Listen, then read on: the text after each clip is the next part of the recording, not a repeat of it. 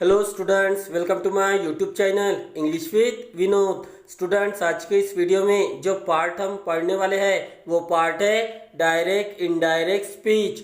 जी हाँ स्टूडेंट्स, ये एक इंग्लिश ग्रामर पोर्शन है जो कि एग्जामिनेशन में हमेशा पूछा जाता है। तो जो कि ये हमेशा से ही डिफिकल्ट पार्ट रहा है आप लोगों के लिए, लेकिन ऐसा नहीं है स्टूडेंट, ये बहुत ही इजी टॉपिक है।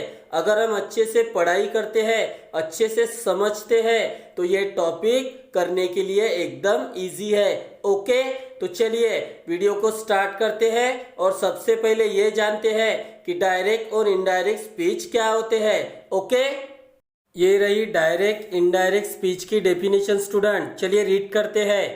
ये रही डायरेक्ट स्पीच की डेफिनेशन स्टूडेंट, चलिए रीड करते हैं। क्या है? If the sentence is in inverted commas, आप यहाँ पर देख सकते हो सिंगल और double, it is called direct speech. जी हाँ स्टूडेंट्स, आपका जो सेंटेंस होता है अगर वो डायरेक्ट स्पीच में रहता है, मतलब सिंगल इन्वर्टेड कॉमा या फिर डबल इन्वर्टेड कॉमा, जी हाँ, जो सेंटेंस रहेगा वो या तो सिंगल में रहेगा या फिर डबल इन्वर्टेड कॉमा में। अगर ये प्रोसेस होती है तो उसे डायरेक्ट स्पीच कहते हैं। ओके, और जो इनडायरेक्ट स्पीच होता है वो डायरेक्ट स्पीच के अपोजिट होता है। ये रही उसकी डेफिनेशन, चलिए रीड करते हैं। The sentence is done without quoting is called indirect speech. जी हाँ स्टूडेंट्स, इनडायरेक्ट स्पीच का जो सेंटेंस होता है उसमें ना तो सिंगल इन्वर्टेड कॉमा होता है, ना ही डबल इन्वर्टेड कॉमा, और ना ही कोई कॉमा भी होता है। सिर्फ सेंटेंस के आखिर में आपको फुल स्टॉप दिखता है, तो उसे ही हम इनडायरेक्ट स्पीच कहते हैं। Okay,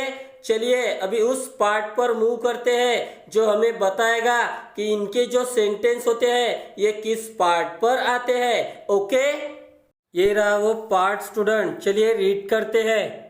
this portion has 4 parts, they are. जी हाँ स्टूडेंट्स, ये जो टॉपिक है डायरेक्ट इनडायरेक्ट स्पीच का, इनके जो सेंटेंस होते हैं जो एग्जामिनेशन में पूछे जाते हैं वो इन्हीं 4 पार्ट पर पूछे जाते हैं। 4 में से कोई भी एक आ सकता है, या तो वो स्टेटमेंट हो सकता है, या फिर वो WH क्वेश्चन, या फिर इंपरेटिव, या फिर एक्सक्लेमेशन। तो 4 में से कोई भी एक पार्ट पूछा जाता है और उन पर एग्जाम्पल आता है। ओके, तो चलिए सबसे पहले अभी इनके रूल्स देखते हैं और बाद में एग्जाम्पल। ओके, ये रहा पहला रूल स्टूडेंट्स, आप देख सकते हो, चलिए रीड करते हैं कि क्या है। स्टूडेंट्स, ये जो रूल्स है ये टेंस पर बेस्ड है। जी हाँ, हमें डायरेक्ट का जब इनडायरेक्ट स्पीच करना होता है तो हमें एक्चुअली वो टेंस चेंज करना होता है, तभी डायरेक्ट का इनडायरेक्ट होता है और इनडायरेक्ट का डायरेक्ट। तो कौन सा टेंस किस टेंस में चेंज होता है, अगर आपको ये आ गया तो आपको ये पार्ट आ गया, ऐसा समझिए। ओके, तो चलिए पहला रूल पढ़ते हैं। तो पहला रूल है present continuous tense is turn into past continuous tense. तो रूल ये कहता है कि प्रेजेंट कंटिन्यूअस टेंस का पास्ट कंटिन्यूअस टेंस में चेंज होता है। मतलब अगर आपका सेंटेंस इस फॉर्म में होता है तो आपको उसका कन्वर्ट पास्ट कंटिन्यूअस टेंस में करना है। ओके, और ये रहा प्रेजेंट कंटिन्यूअस टेंस का स्ट्रक्चर, मतलब जो सेंटेंस आएगा आपका इस स्ट्रक्चर में रहेगा। तो अगर आता है तो आपको इस स्ट्रक्चर को इसमें कन्वर्ट करना है, जो कि ये स्ट्रक्चर किसका है?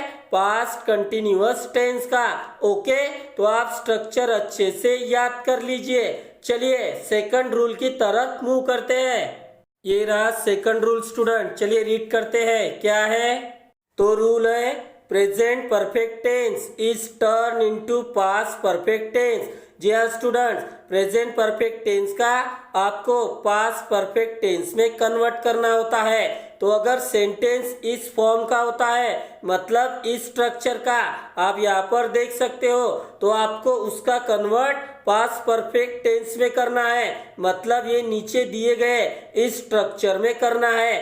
तो ऊपर वाला ये जो स्ट्रक्चर है ये प्रेजेंट परफेक्ट का है और नीचे वाला ये पास्ट परफेक्ट का।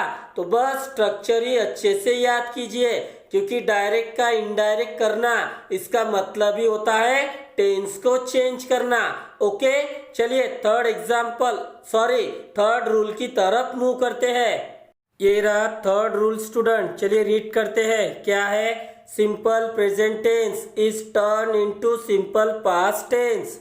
तो रूल ये कहता है कि सिंपल प्रेजेंट टेंस का सिंपल पास्ट टेंस में चेंज किया जाता है। मतलब अगर आपका सेंटेंस सिंपल प्रेजेंट टेंस में होता है तो उसका कन्वर्ट आपको सिंपल पास्ट टेंस में करना होता है। ये रहा सिंपल प्रेजेंट टेंस का स्ट्रक्चर। अगर इस फॉर्म में सेंटेंस होता है तो आपको इसका कन्वर्ट इस स्ट्रक्चर में करना है और ये स्ट्रक्चर सिंपल पास्ट टेंस का है। ओके, तो बस स्ट्रक्चर ही अच्छे से याद कीजिए। चलिए अभी फोर्थ रूल की तरफ मूव करते हैं।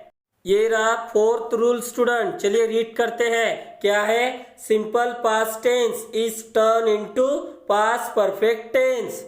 तो रूल ये कहता है कि सिंपल पास्ट टेंस का पास्ट परफेक्ट टेंस में चेंज किया जाता है। मतलब अगर आपका सेंटेंस सिंपल पास्ट टेंस में होता है तो उसका कन्वर्ट आपको पास्ट परफेक्ट टेंस में करना होता है। तो ये रहा सिंपल पास्ट टेंस का स्ट्रक्चर। अगर इस फॉर्म में सेंटेंस होता है तो आपको इस स्ट्रक्चर में उसको कन्वर्ट करना है। ये स्ट्रक्चर है पास्ट परफेक्ट टेंस का।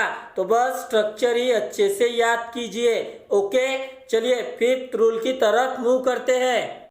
ये रहा हमारा फिफ्थ रूल स्टूडेंट, जो कि है अगर सेंटेंस में विल रहता है तो उसका कन्वर्ट आपको वुड या शुड में करना है। अगर मे रहता है तो माइट में, कैन रहता है तो कुड में। ओके, चलिए अभी आखिरी रूल की तरफ मूव करते हैं। ये रहा हमारा आखिरी रूल स्टूडेंट, चलिए रीड करते हैं। क्या है? Past continuous tense remain same और you can change it into past perfect continuous tense. तो रूल ये कहता है कि अगर आपका सेंटेंस पास्ट कंटिन्यूअस टेंस में रहता है तो आपको इसको चेंज नहीं करना होता है। ये बिल्कुल सेम उसी तरह रहता है। ओके, और अगर आप इसको चेंज करना चाहते हो तो चेंज भी कर सकते हो। किसमें चेंज कर सकते हो? Past perfect continuous tense. तो ये रहा पास्ट कंटिन्यूअस टेंस का स्ट्रक्चर और ये जो नीचे दिया गया है ये स्ट्रक्चर है पास्ट परफेक्ट कंटिन्यूअस टेंस का। तो अगर इस फॉर्म में सेंटेंस होता है तो आप चेंज नहीं कर सकते।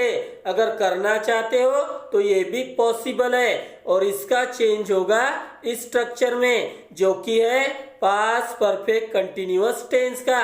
ओके स्टूडेंट्स, अभी हमें दो महत्वपूर्ण टेबल पढ़ने हैं जो कि डायरेक्ट इनडायरेक्ट स्पीच इस टॉपिक का एक महत्वपूर्ण हिस्सा है। यानी इनके बिना इस टॉपिक को इमेजिन करना लगभग असंभव है। ओके, तो चलिए सबसे पहला टेबल पढ़ते हैं। तो ये रहा सबसे पहले वाला टेबल। क्या है? चलिए पढ़ते हैं।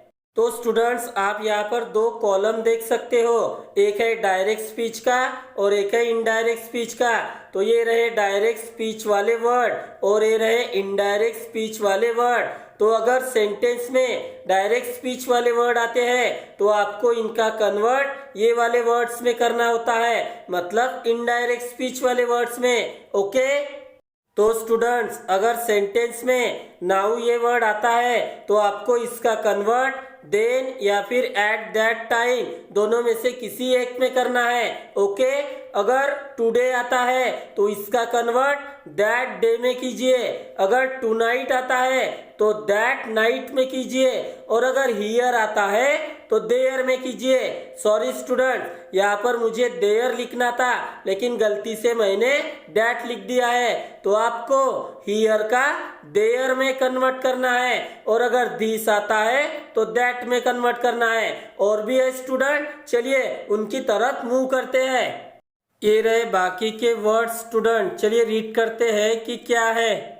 तो स्टूडेंट्स, अगर सेंटेंस में दीज ये वर्ड आता है तो आपको इसका कन्वर्ट दोज में करना है। अगर थस आता है तो इसका कन्वर्ट सो में करना है। और अगर लास्ट ये वर्ड आता है जो नॉर्मली इन्हीं वर्ड्स के साथ आता है, जैसा कि हम कहते हैं ना, the last week, the last day, the last month, the last year, तो अगर लास्ट ये वर्ड आता है तो आपको इसका कन्वर्ट द प्रीवियस में करना है। ओके।